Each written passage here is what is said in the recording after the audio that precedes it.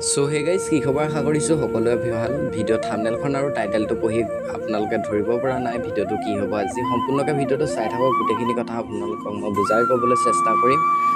ভিডিঅ'টো যদি চাই ভাল লাগে ভিডিঅ'টো লাইক এটা কৰিব এতিয়া পলম নকৰি ভিডিঅ'টো মাজলৈ আগবাঢ়িছোঁ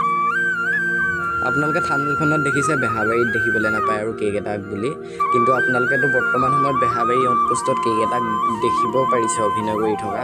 কিন্তু এতিয়া আপোনালোকৰ মনত প্ৰশ্ন উঠিব পাৰে কিয় বেহাৰবাৰী আউটপোষ্টৰ পৰা আঁতৰি যাব কেক এটা মই আপোনালোকক সম্পূৰ্ণ কথাখিনি কৈ দিম সম্পূৰ্ণকৈ ভিডিঅ'টো চাই থাকিব বৰ্তমান সময়ছোৱাত আপোনালোকে বেহাৰবাৰী আউটপোষ্টত কেক এটা অভিনয় কৰি থকা দেখিবলৈ পাইছে কিন্তু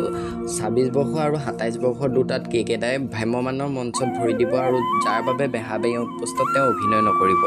আপোনালোকৰ বাবে এটা ভাল খবৰো হয় বেয়া খবৰো হয় বেহাৰবাৰী আউটপোষ্ট চাই ভাল পোৱাসকলৰ বাবে এইটো এটা বেয়া খবৰ আৰু কিন্তু থিয়েটাৰত আপোনালোকে দেখিবলৈ পাব কেক এটাক সেইটো এটা ভাল খবৰটো শুনি কেনেকুৱা পাইছে কমেণ্ট ছেকশ্যনত আপোনালোকৰ মন্তব্যটো কমেণ্ট কৰি জনাব পাৰে তেতিয়া ময়ো গম পাম অলপমান বেকগ্ৰাউণ্ডৰ নইজ পাব পাৰে ভিডিঅ'টোত তাৰ কাৰণে বেয়া নাপাব নতুন যদি কোনোবা আহিছে চেনেলটো ছাবস্ক্ৰাইব কৰি ল'ব পাৰে আজি এটা সৰু আপডেট আছিলে আপোনালোকক জনাই দিওঁ বুলি ভাবিলোঁ অন্য এটা ভিডিঅ'ত আকৌ আপোনালোকৰ মাজলৈ আহিম